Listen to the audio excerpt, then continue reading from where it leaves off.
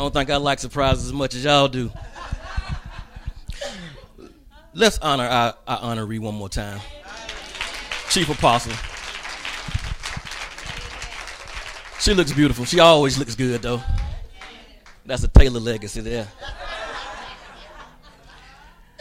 I thank God. I'm humbled to be able to share with you all tonight. You can have your seats.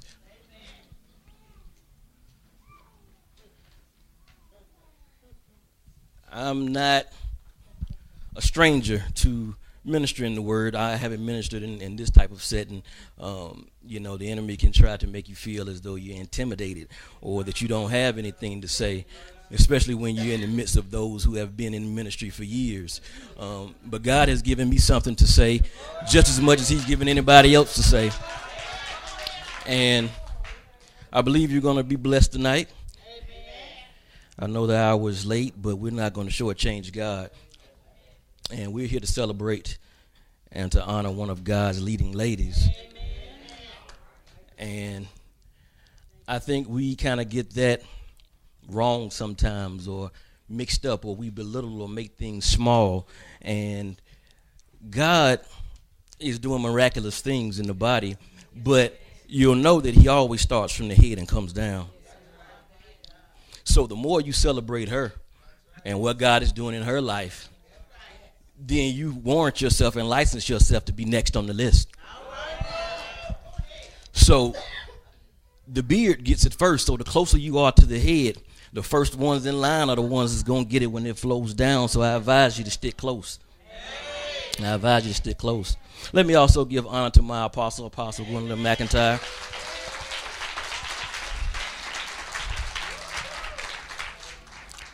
And to the College of Bishops, all the other apostles and prophets and bishops, pastors and ministry gifts, we honor you as well. We're going to get right into the word. Go with me in your Bibles to Mark 6:34.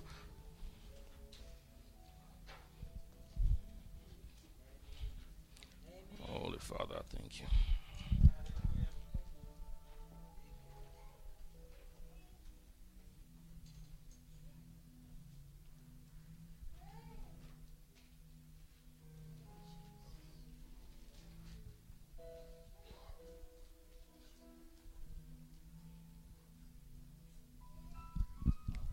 When you have it, say amen. Amen.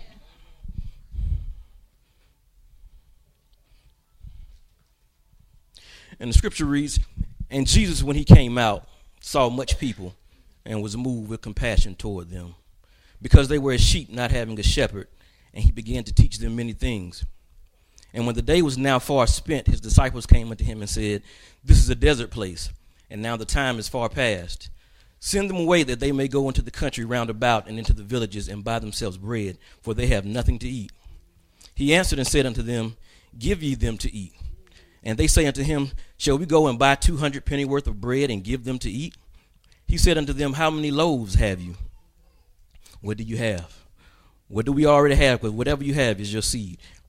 Go and see. And when they knew, they say 5 and 2 fishes. And he commanded them to make all sit down in companies upon the green grass. And they sat down in ranks by hundreds and by 50s. And when he had taken the 5 loaves and the 2 fishes, he looked up to heaven and blessed, and brake the loaves and gave them to the disciples to set before them. And the 2 fishes divided he amongst them all. And they did eat, and they were filled. The topic of my message tonight is, sit down so you can be blessed.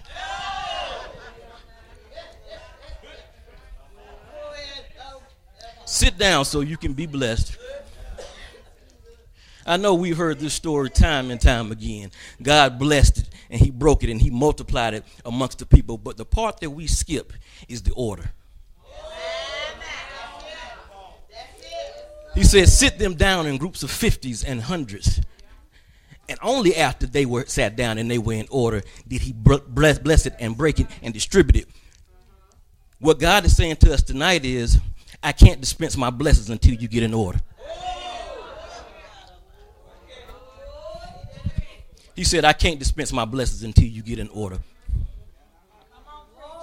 We've had a lot of teaching on name it and claim it. We've had a lot of teaching on the importance of what you say.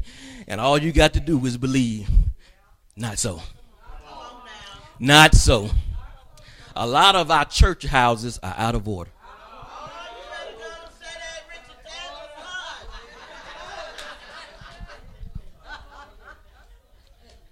God's going to give us some help tonight. He's going to give us some help tonight.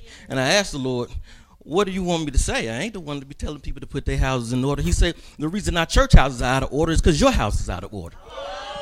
The church is nothing but a bunch of families put together to make one big family. And if it's out of order at your house, it's going to be out of order in this house.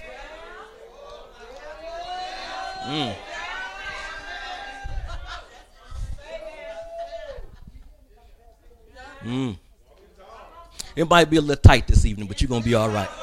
You're going to be all right. I don't really have a pastor's appreciation message, but I got a message that the pastor might appreciate.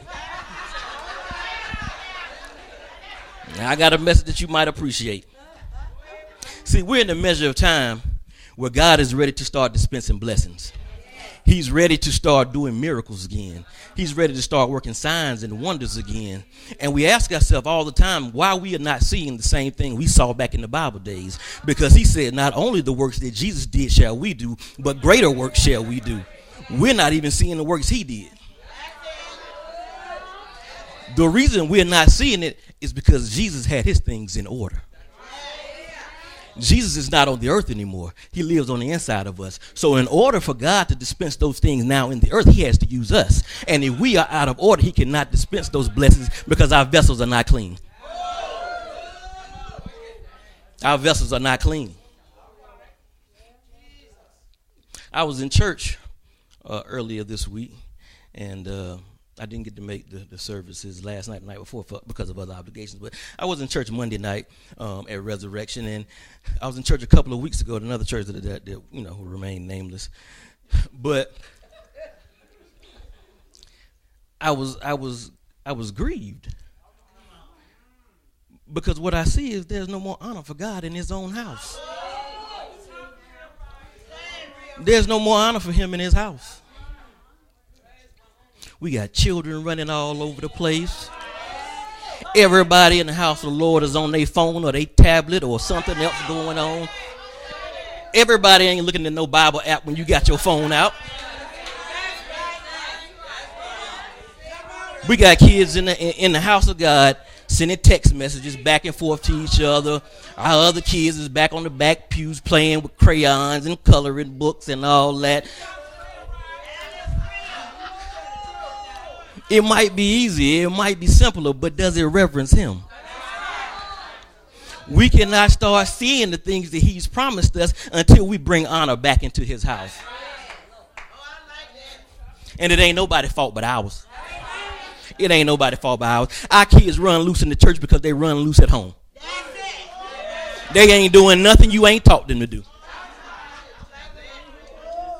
When I was little, when my daddy took me to church, and we went every night of the week. Every night of the week. You ain't get no coloring book. You ain't get no pencil or no paper. And I dare you to go to sleep.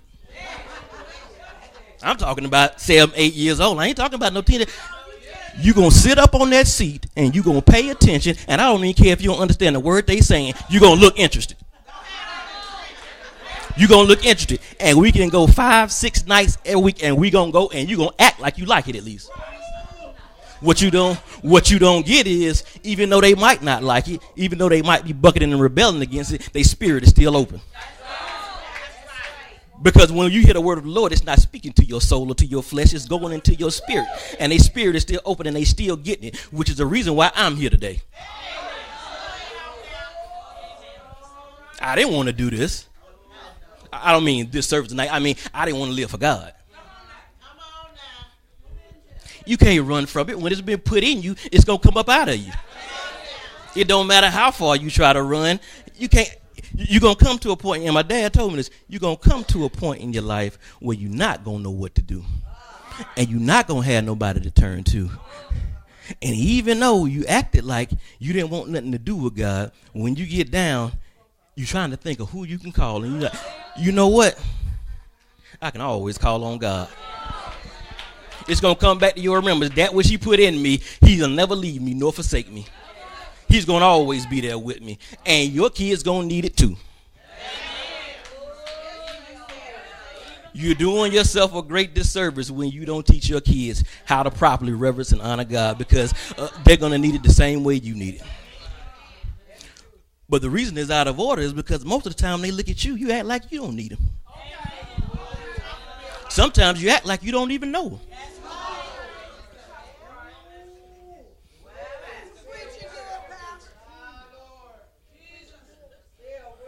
Well, we're going to talk about order tonight. We're going to talk about order tonight. Because when something is out of order, say for instance, you had to use the bathroom and you left out those doors and you went out into the foyer. If you seen a sign on that door that says out of order, it means it's not fit for use. A lot of you got an out of order sign on your life. It means it's not yet fit for use.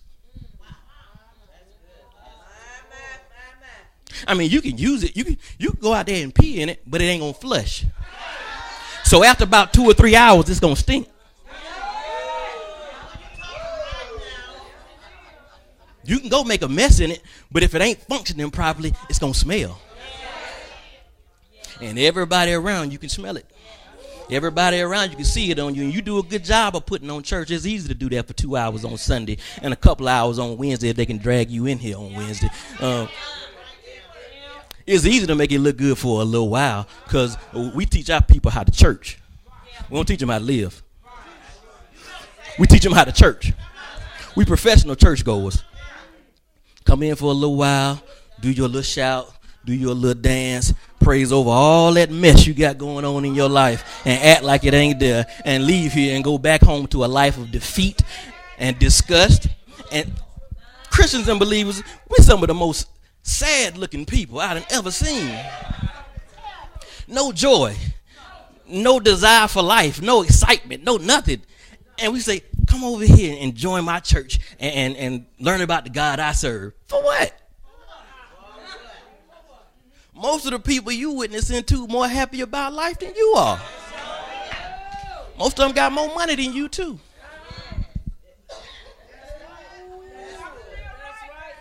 See, the thing about it is, when Jesus was on the earth, when he spoke, things happened immediately. When he laid hands on people, things happened immediately. But his hands were anointed because he had his life in order. The question for you is, where were your hands before you put them on me?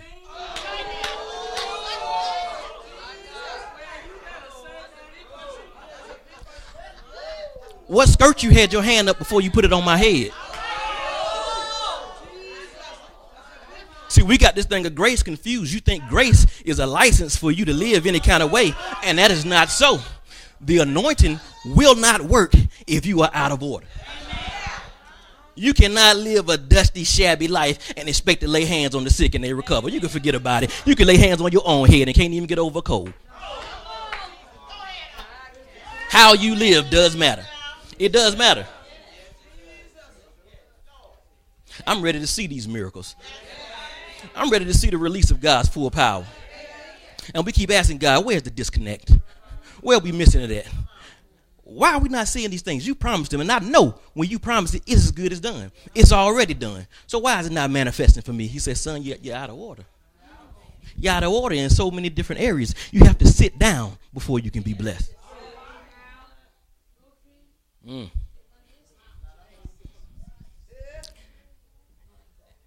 They said in the text that there were about 5,000 that came out that day. I'm going to say it was about 10. 10, probably 10 or 15. Because that 5,000 was only men. It was only men. And I ain't never been to a church service where it's more men than it is women and children. It's always more women than children. Now I'm going to leave that alone. I'm going to say it was about 10 or 15,000 there. Do you know how much time it takes to feed 15,000 people? You can read these scriptures and it seems as though it happened immediately, that second. You can read these scriptures in 2 seconds. But we probably got about 60, 70 people in here now. If we had a feeding after church, you know how long it would take us to feed all y'all? It would take a good little while. And it said in the text, it was near the evening. The day was almost spent, which is why they wanted to send the people away to get bread. So it was almost dark already. It was almost dark. The evening was coming to an end, and they're about to feed 10 to 15,000 people. He said, first sit them down in orders of 50 and 100. Seemed like he should have said thousands or something like that. 50 or 100, those are pretty small groups. You know how long it took that to get in order? Just to sit them down. And you know how we are. They ain't all do it. They ain't all do it the first time. Because we don't do stuff when we told the first time. Even if God and Jesus himself telling you, you ain't going to do it. Because you way back in the back and you think they don't see you. Yeah. If we had a feeding right now, you'd be sitting back there the same way I'm sure they was in the back. Yeah, everybody done got to go except us. When they going to call our table? I think I might just go on in the city and get my own, because by the time they get to us, it ain't going to be none left no how. You know the Lord, he always blessing the apostles and the pastors, but I don't never get none in. It don't never happen for me. Yeah, you probably better go on in the city and get your own in. Because it's going to happen exactly the way you said it. I'm sure out of everybody that was there, it said all of them was fed. No, all of them that stayed were fed. All of them that stayed were fed. Because when the blessings go out, if you in the number, if you in the house, and you under the umbrella, you're going to get fed when everybody else get fed. But you're going to be sitting down first. You're going to be sitting down first. So God had them sit down, and then he blessed them. And when his apostles came to him, they said, God, are you going to have us give them all something to eat? Would you have us go buy them 200 penny worth or whatever it said and give it to all of them? He said, no, I got this. I didn't ask you to do nothing. I don't need no help dispensing my blessings. You let me be the supplier and you be the dispenser. You just be my hands and my arms, and I'll go ahead and do the supplying. Don't you worry about it. But another thing it said to me in that text was that you're not going to follow God and listen to his word and sit underneath his teaching, and he send you away lacking. Because the apostle said we need to send them all on their way so they can get their own food. No, Jesus said, no, they've been sitting here under my word. They've been listening to me. It's my job and my responsibility to take care of them. Bring me a seed. That's what he said. Bring me a seed. What do we have? What do we have in our house?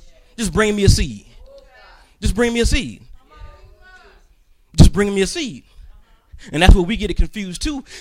He said he will prosper whatever he puts your hands to. Whatever you put your hands to. What you putting your hands to?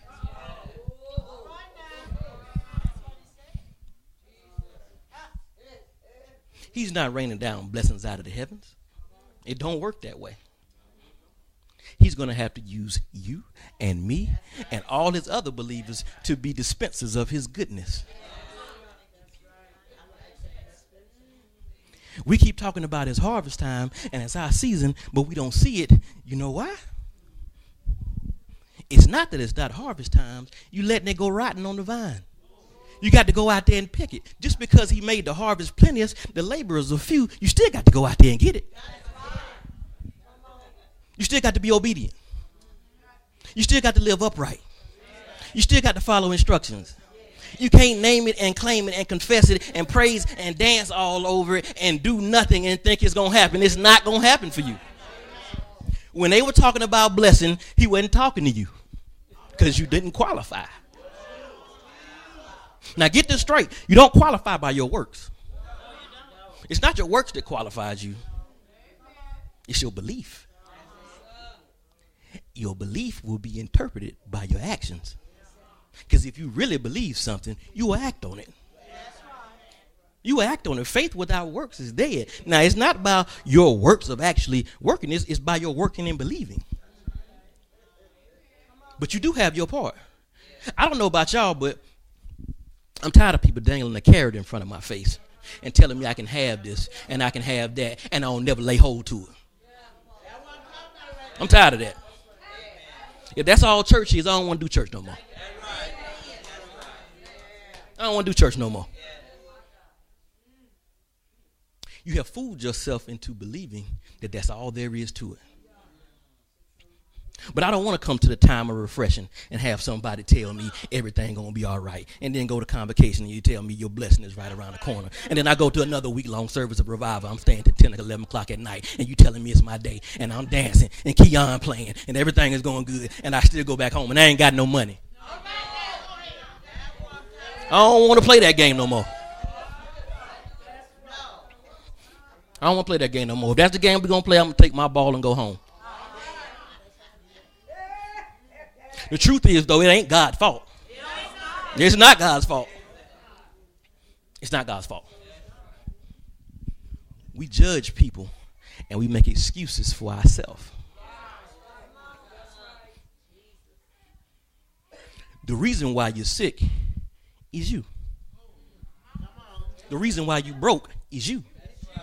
The reason why you have no joy and no excitement is your fault. Because it's all in here. It's all in here.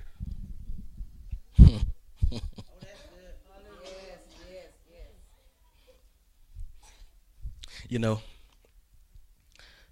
we sometimes can find ourselves so critical of other people, and we give ourselves a free pass.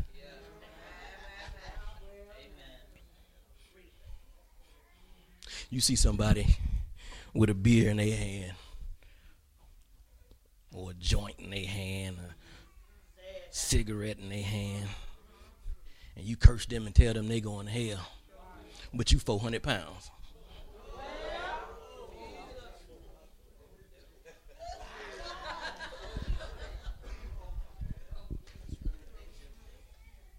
We are to control in our finances. We are to control in our health. We are to control with our children.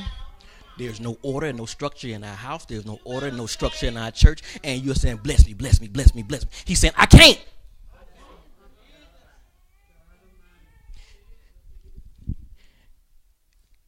The reason that your health is lacking is because you done force-fed yourself poison all your life. That's right. Poison. Oh, you talking real right. And you say, God, heal me of this cancer. And he say, why? You trying hard as you can to get diabetes.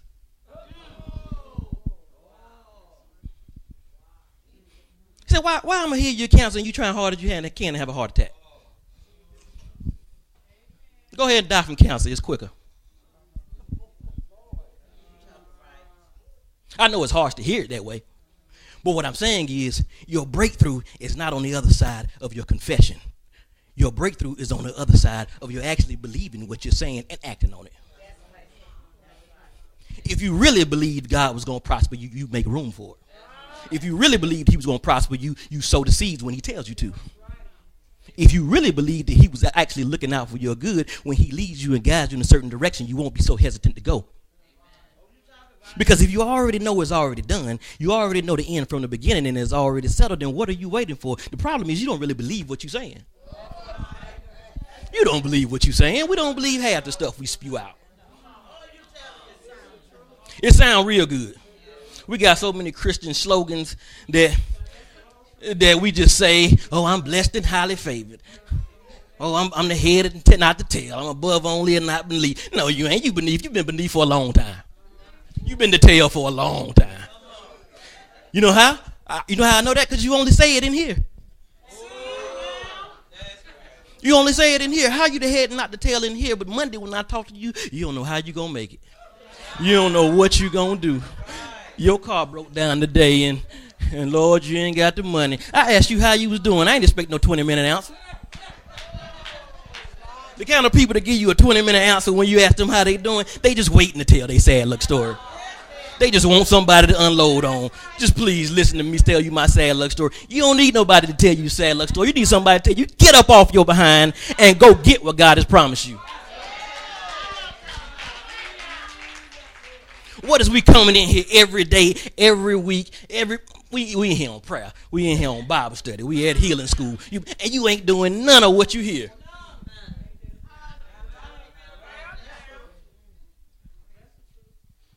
It don't really mean much till the pressure hit. What you say in here ain't really where it counts. What you say Monday through Friday is what counts. When can't nobody see you. Do you know that principle is still working? Even though can't nobody else in here hear you talking doubt and unbelief, that principle is still working.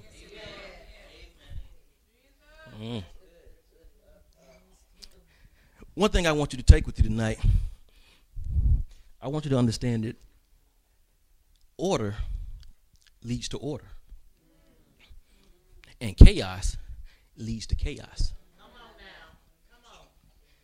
Putting something in order and having a system in place and principles and policies in place, it creates a system to where you don't have to do it intentionally. It almost turns into reflex. Once you get something in order, it's a lot easier to keep it in order rather than to try to recreate it from scratch. Let me give you an example. Say you leave here tonight. You go home, you step inside your house, and you walk into your kitchen, and your kitchen is spotless. It's clean. There's not a dish in the sink anywhere. Your counters are clean. Everything is put away. There's nothing in your drain board or your dishwasher.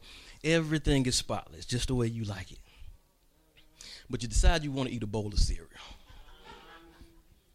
So you go to the cabinet and you get that bowl and you get you a spoon and you pour your cereal and your milk and you sit down and you have your nice little bowl of cereal. Well, when you get up from that table, you take your bowl and you take your spoon and you go throw it in the sink. But when you look at that bowl and that spoon in the sink, it looks out of place. It looks out of place because everything else is spotless. Everything else is spotless. So when you introduce something into a system that's already established that does not belong, it sticks out like a sore thumb. Now, when you do that, your natural inclination is, let me go ahead and wash this bowl and this spoon and put it up in the sink because you know what? It's messing up my whole kitchen. There's one bowl and there's one spoon messing up this whole kitchen. It's gonna take me 2 seconds to wash this bowl and wash the spoon. Let me go ahead and dry it and let me put it away too, because it ain't no point having my kitchen messed up just for this one little bowl of cereal. But now let's say you go home to that same kitchen and there's dishes stacked up everywhere. There's pots and pans on the stove still. You got dried up grits around the oven eyes. You got grease everywhere. When you eat that bowl of cereal and you get done, you look at it and you just throw it on in the sink because you're looking at the pile that's already there and you saying, it ain't going to make no difference now. It ain't gonna make no difference because if I just add this one bowl and this one spoon to it, you ain't even gonna be able to tell. This mess still sky high. I don't feel like dealing with it tonight. I just deal with it tomorrow. You know why? Because when something is already in chaos, you don't give a second thought about adding more to it. And when something is already in chaos, you look at that thing and you say, it's going to take me hours to clean this whole thing up. Because when it's out of order, it takes a lot more energy, effort, and time to put it back in order than it does to maintain it. So when I look at that big mess, I say, you know what? This mountain seems insurmountable. I'm sure I can get through it if I ever get started on it. But I don't feel like getting started on it tonight. So let's just start on it tomorrow. And that's the same thing you done did with your finances. That's the same thing you done did with your health. That's the same thing you done did with your control in every area. You look at that thing and you know you can't afford it. But you say, because my credit already jacked up, because I already ain't got no money in my bank account, what difference it make? I'm just going to throw more on this chaos because I have no order. And when you have no order, it makes no difference to you whether you add more to it because you can't see it. It's taking you further and further deeper down in that hole, and it's going to take you more time to dig out until one day you're going to have to stop and say, nope, this is where it's going to stop at. It's going to take me some time to wash all these dishes. And after I get done washing them, it's going to take me even longer to dry them and to put them away. But if I don't never get started, I won't never get finished. And I'm going to find myself in the deeper hole next week because we're going to eat every day. We're going to eat every day and we're going to make more dirt and more dishes. And if I don't never get started on this mess, I'm going to find myself in a situation I can't handle. That's where we are. A lot of us are in situations that we can't handle because we never decided to put the situation we're in order.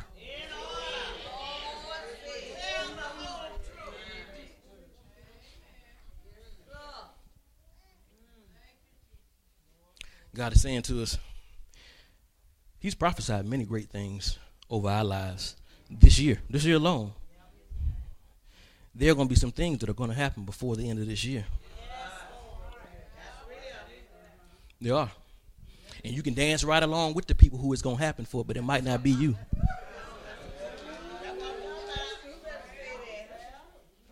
Yeah. God is not in the business of putting his money in bags that have holes in them. A lot of you have holes in you.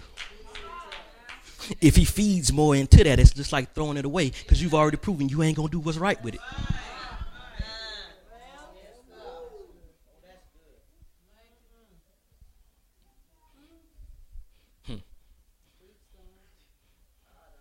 We cannot continue to live disorderly lives and expect God to entrust us with the true riches. Because the true riches are not cars and houses and money and clothes. Those aren't the true riches. The true riches is his revelation. It's his anointing. It's his power. It's being able to transform lives. But the lives that we are leading are no example. God started with me. He told me, put your house in order. Put your house in order. See, the thing about me, I'm somewhat of a perfectionist. That's Tony Taylor. You know, when I was about 13, 14 years old, my dad started his own lawn care business. And when he started that lawn care business, he had the best thing in the world, free labor. Me and my brother.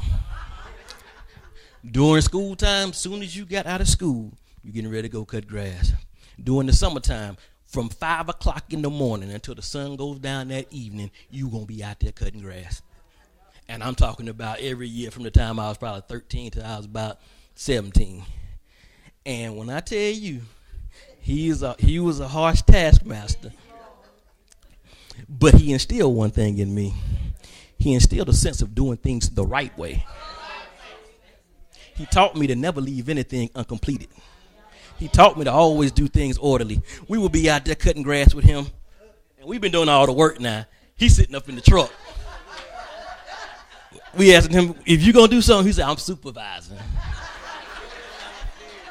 Me and my brother Pat doing all the work. We get done. I'm talking about, we done took hours. He used to have like large companies, large businesses that we had to cut for. We get done, we loading the equipment back up onto the truck. He's like, come here. Look down through there. You see that one sprig of grass sticking up down there? I'm like, no, I don't see nothing. He said, ride out through there, you'll see it. You go out down through there, sure enough, there it is, one blade of grass. You going to get that blade of grass. We be cutting grass over here at the church, as big as this yard is. You get done, he'll say, you see that one little piece of paper way across the field over there? No, man, I don't see no paper. Going out there, you'll see it. You get out there, sure enough, it's out there. If you didn't do it right with him, he will send you back 4, 5, 6 times until you got it right. And that is the same spirit our Father got. There is no social promotion in the kingdom. He will keep giving you the same test over and over until you pass it. You will not move on to the next grade. You will keep going around and around this mountain.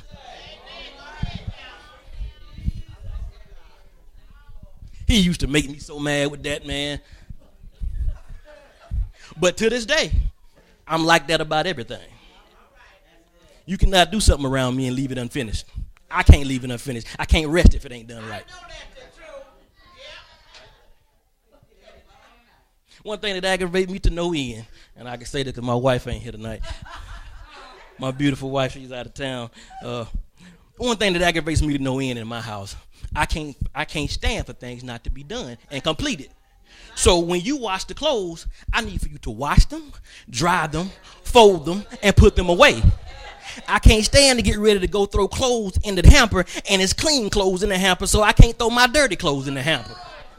That is not the process. When we do something, we do it till it's completed. That is the order. Order not only means doing things the proper way, order means doing things in a numbered way. This is the first step. This is the second step. This is the third step. Those are the order.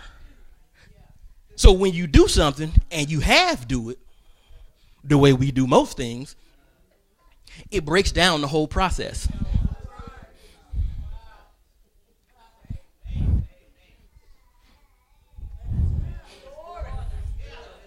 See, we can't have Sunday morning service, right? Because you ain't on time to usher. It breaks the order.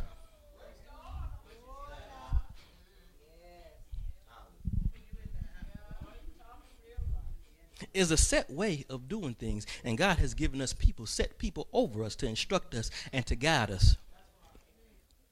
But we know so much. We know more than the people he put in authority over us. I wonder why he even put him over me. Because sometimes she favored this person and that person, but she stay on me all the time. I can't do nothing wrong, and she always on my case. You need it. You the one need it. Most of the things that are out of order in our life are out of order because we got them that way, because we wouldn't listen to God when he told us to do something a different way. And then once you in the mess, you got to go back to the same God you didn't listen to ask him to help get you out of it. Lord, please, if you just do this for me. I told you not to do that in the first place. So because I'm your God and because I love you, I am going to deliver you. But it might take some time. It might be some consequences to go along with that. It might be a waiting period. Our apostle gave an analogy one time that I really, really liked. She was talking about how we're going along the path on the road of life. And if you ever use the navigation system, you could type in your destination to that navigation system, and it'll take you exactly where you want to go, step by step, turn by turn. It'll give you the fastest route. It'll give you route specified that you said that you wanted. I want to avoid all the highways. I want to do it this way or that way. It'll tell you exactly where you want to go. And as long as you follow that route, you're going to get there in record time. Now, if you decide to deviate from the course that it gave you, it doesn't abandon you altogether. It says it starts to recalculate. It's recalculating. It's rerouting. 9 times out of 10, there's multiple ways to get to the place you're going to. But if you don't follow the prescribed instructions, it may have to start recalculating. And once it recalculates, the route it might have to take you now might be all the way around the whole city. You might still get there, but when you were going to get there in an hour and a half, now it took you 40 years. Yeah, you're still going to get there, but it might not be with the kind of blessing that you thought, because you missed a lot because you didn't go the right route. You could have got there a lot sooner. Most of the places we are now probably could have been corrected 4 or 5 years ago. Most of us wouldn't listen. God is not going to abandon you out there. There is good news. He'll never leave you nor forsake you. But what we're wanting to see, we want to see a great and mighty move of God. It will not happen in this current state. God has got a remnant of people who he can move through. So it's not that it won't happen anywhere. It's only going to happen in the places where the people are submitted to him, because he's not legal in this earth without you. Yeah. He cannot do whatever he wants to. He's bound by his word. His word is set for certain principles and certain laws that govern things. And if you're in violation of those laws, he cannot move and he cannot operate no matter how bad he wants to. You're his son. You're his child. He loves you. He doesn't like to see you lacking.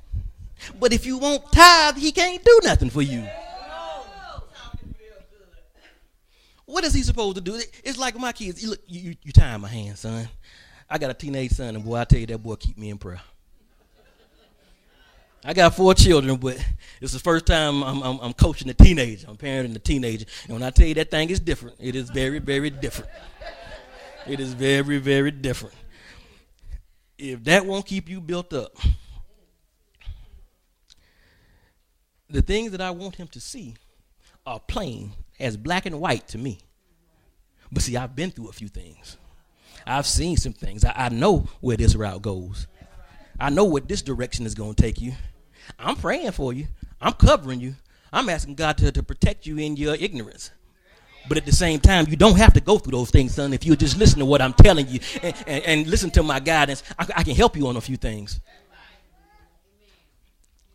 But what you do in those times when God is looking to bless you and you are holding up your own blessing, I'm going to ask everybody here tonight, what you need to do is go home and ask yourself, what areas of my life am I out of order in? What areas of my life have I just caused to slide and slip and just paid it no attention and act like it doesn't matter? Because it does matter. It might be what's holding you up. It might be what's holding you up. Be not ignorant of Satan's devices. I got a cat in my house now. I brought a cat home just to please my kids. I don't even like pets. I ain't want no pet in the house. But I brought a cat home about 2 or 3 months ago, and they just love that cat. They play with that cat, and I brought it home, and I told them when I brought it home, this is an outside cat. I do not want this cat in the house because I ain't cleaning up after this cat. He ain't tearing up my furniture, all that. But they just love the cat, and of course, the cat gets in the house. Cat gets in the house, and the cat that got so used to our house now, it's just like he belong there. It's like he done always lived there. He know that any time that he's in our vicinity, he's in the midst of people who love him, and he's going to be well fed and going to be well taken care of. And I'm sitting there saying, put the cat outside. It's cold. That's what he got fur for. Put the cat outside. I'm trying to sleep. I wake up and the cat jumping on me in the bed. Cat ain't even supposed to be in the house. What is this cat doing in the bed? I said something to my wife a couple of weeks ago. I said, now I told y'all I wanted this cat out the house. And yet this cat keeps getting in the house. And it came to me when I was studying this. Anytime you open the door to our house, it's like the cat sitting right there waiting to run in. It's like he knows when somebody's finna come out the door, and I be trying to keep him out. He darts through the door and gets past me into the house. The thought came to me that that's what a lot of us are doing. We sitting there at the door saying, cat, stay out. I believe that you're going to stay outside this time. You are not to come inside this house. But the door open. You left the door open. You can sit there and speak to it all you want to.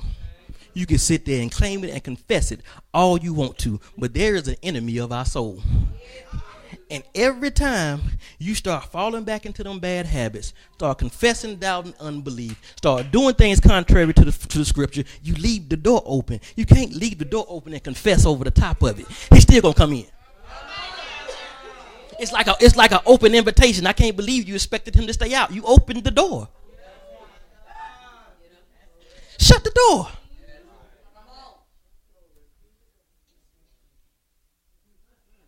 Sit down so you can be blessed. That word is for me just as much as it is for you. And about 2 Sundays ago, I was sick. And so I missed church that Sunday. And the prophet was in our house that Sunday. And I wasn't here to hear the word that she gave. But she did give me a word, and she sent it through my wife, and she told me not to murmur and complain and gripe about my job. So my wife came home and gave me the word. He said, prophet said not to murmur and complain and gripe about your job. Because about a month ago, I was demoted from a high-level position that I was at and demoted down to another position and pushed back on third shift. And it was based on somebody targeting me and saying all manner of things against me that were not true.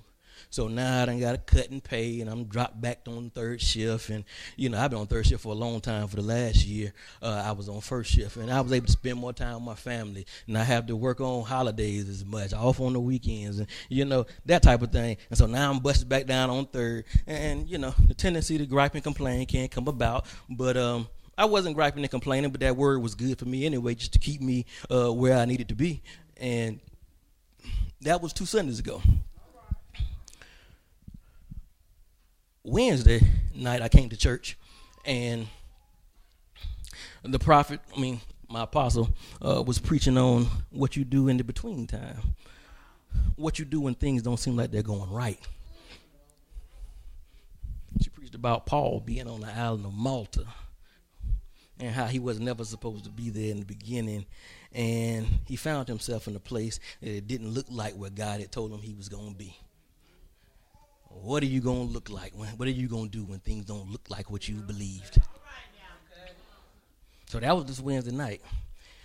Like I said, I'm back on Thursday, so I went to work that Wednesday night. At Thursday morning, I was fired.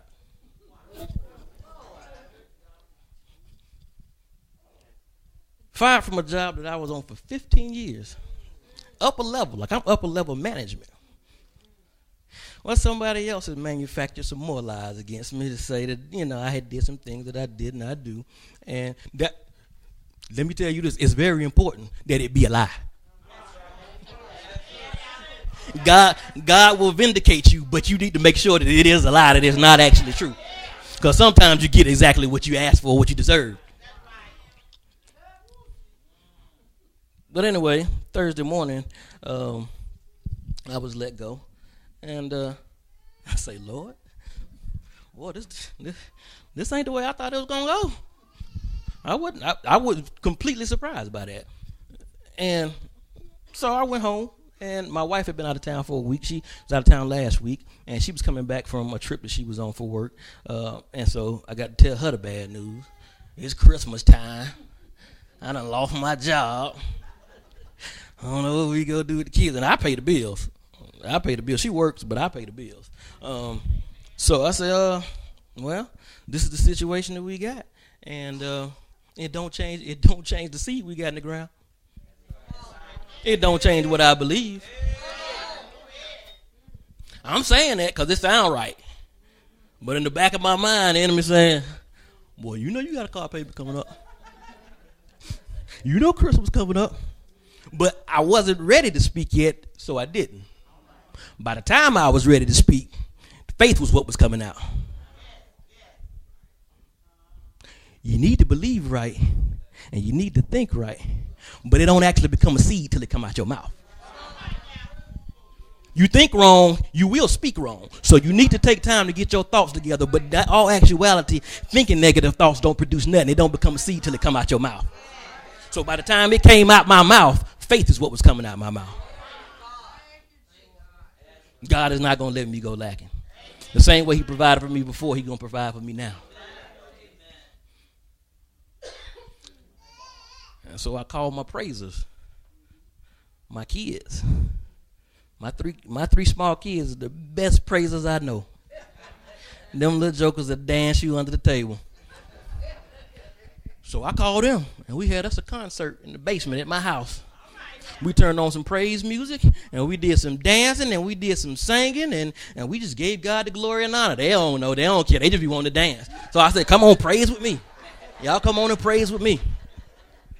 This was Thursday morning. By the end of the day, Friday, I had another job.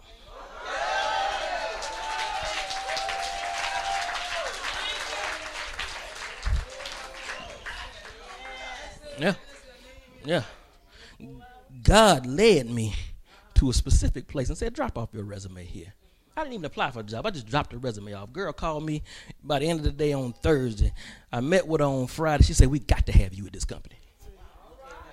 She said 62 people applied for this position, and your name just rose to the top of the pile. She said, your name just rose to the top of the pile. And she said, just so happens my supervisor is somebody you went to school with. She saw your name, and she said, this fella's a Christian. And she said, he's intelligent, too. She said, I know, because I used to cheat off his paper in high school.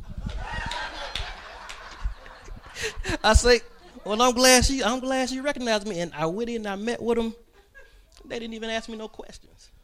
Like normal interview questions. Like, tell me about yourself. Tell me about your job history. All that. We just talked. We just sat down and talked. And right before I was getting ready to leave, she said, I got to have you here. She said, what would you take? I said, excuse me? She said, how much do you want to make? And see, at my other job, I was a manager. So I knew I wasn't probably going to make what I was making there. So I lowballed it, because that's what we try to do. We try to help God out. We try to ask for a little bit less because we think we're not deserving of it. And this job that I will be going into at this company is an entry-level position, very bottom of the barrel. So I said, give me about $4 or $5 less. I ain't gonna tell you what I was making, but it's about $4 or $5 less than what I was making at the other place. She said, no, I'm not gonna pay you that. I'm gonna pay you this. And it's almost exactly what I already made.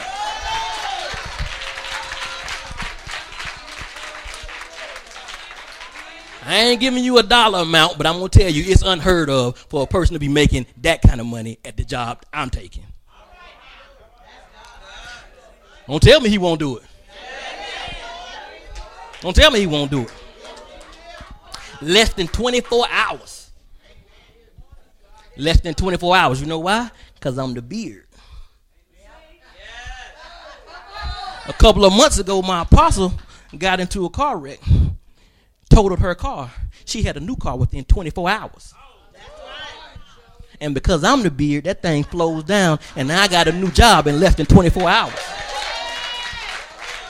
That's the way it's supposed to work. That's the way it's supposed to work. It don't just happen for apostles. It don't just happen for pastors. It don't just happen for... It'll work for anybody that works it.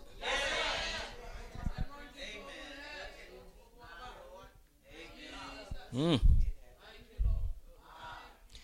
yet and still, the lesson that I learned from this is that even though God blessed me in order to be able to get this job, it's not the promise. Because he told me he was going to make me wealthy.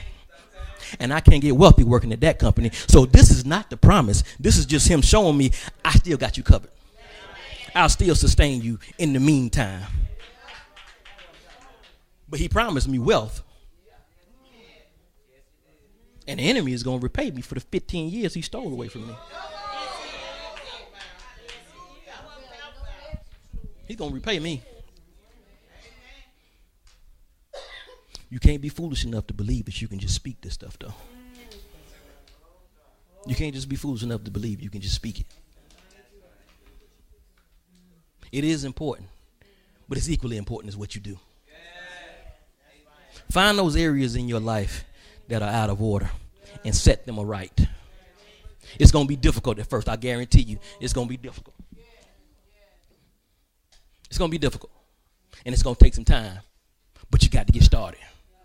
You got to get started because God is saying, I'm waiting to dispense my blessings on my people, but I need some suitable candidates. He said, I need some representatives. Because God needs some models. He needs some people to model what wealth looks like.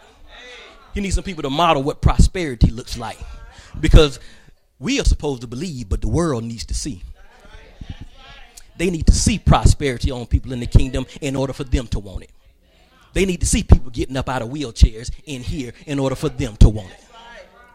We can't get anywhere near doing kingdom ministry and kingdom business because we spend 90% of our time maintaining the saints. All of our time is spent on maintenance. If you got a car and you just keep having to patch that thing up every week something else wrong, time for another car. This thing needs to be working for us. It has to work for us. Because deliverance of the world is going to come through us. So until we get ours right, he can't send us out there to go get them. He can't send us out there to go get nobody else. You got to have some money. Yeah, people in the kingdom don't like talking about money. They get real quiet when you go talking about money. You can't do nothing without it. You know you want some more of it. You just don't want nobody to ask you for none of yours.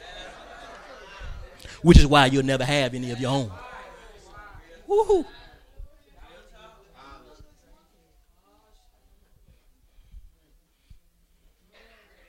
Out of order. Out of order. And this might sound harsh, but if you're 40, 50, 60 years old, and you ain't got $100 in your bank account, you out of order.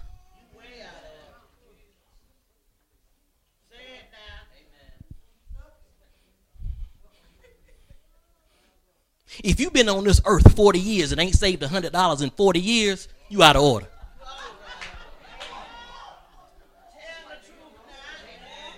Because money has come through your hands. God has blessed you and finances have been in your possession. You 50 years old and you ain't saved $100 in 50 years? You are out of order. Now, things happen. Don't get me wrong. Things happen. People fall on rough spots. But you know what I mean. You know what I'm saying. You don't have a pattern. You don't have a plan. You don't have a process. And when you don't have a plan, you have no target. If you have no target, how you know when you hit it?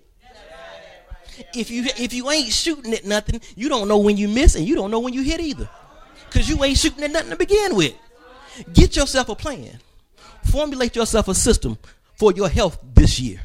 For your finances this year.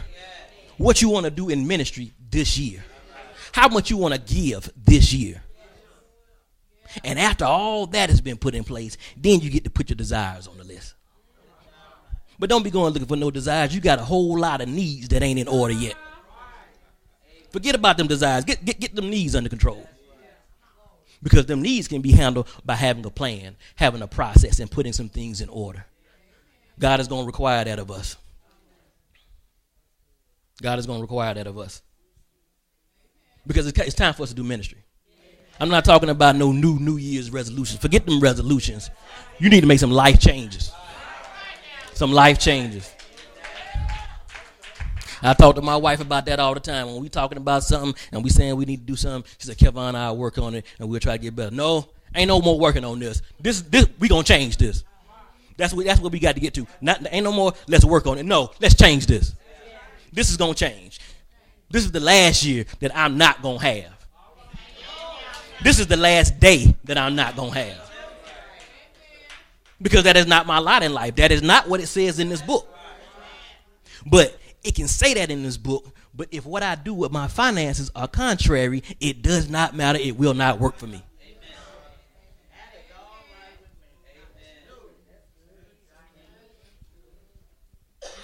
I'm asking God to show me what I learned from this with my job is that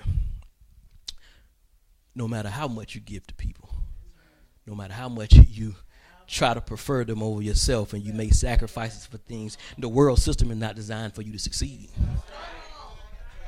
You still supposed to walk honest and upright. You still supposed to do what you know to do. But I had no business giving them people all my time. I had no business giving them people all my holidays, all my time away from my family. Because all them years, I can't get none of them back. And then they kicked me to the curb like I was yesterday's trash after I done gave them 15 years of 7-day long work weeks and missed time with my family and my kids having games and I ain't make it to the games. I sacrificed all that for some people that didn't think 2 cents of me. You better decide what's important. God gave me a new job, but this new job will not have me. He gave me this one, and if they start acting crazy on this one, he'll give me another one. But he's already told me he's designed for me to run my own business. I ain't supposed to be making nobody else rich. He told me he has my own business for me, and he also told me he has things for me to do in the ministry. So my time can't be tied up like it's been tied up before. Mind you, this new job I got, it's not 5 days a week, it's 3. So he's giving me more time. And with that time he's giving me, you know what I have to do it? I have to sow it right back to him. So if we going somewhere, I'm supposed to be there. If we having service or ministry in this house, I'm supposed to be there. If my apostle needs something or something needs to be done in this house, I'm supposed to be there. He gave me that time, so I sow that time back. And before long, I won't have to punch nobody's clock.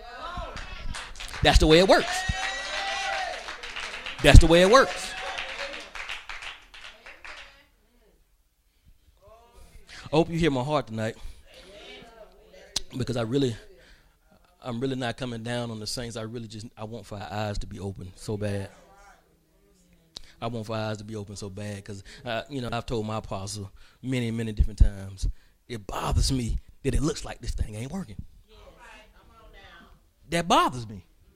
I know it's working. But I'm seeing people around me going down. And that is not the way it's supposed to be. We are not supposed to be losing our houses. We are not supposed to be losing our cars. We are not supposed to be dying. Our health is not supposed to be declining. Everybody man, the longest thing in church is the healing line. It should not be. It shouldn't be. Something is wrong with this. Once you determine that I am the problem, you can begin fixing the problem, because it's already settled that he ain't the problem. He ain't the problem, and the devil ain't the problem neither. We are the problem. Now, the moment we get ready to fix the problem, you start to see some of these things manifest and break forth. Sit down so you can be blessed.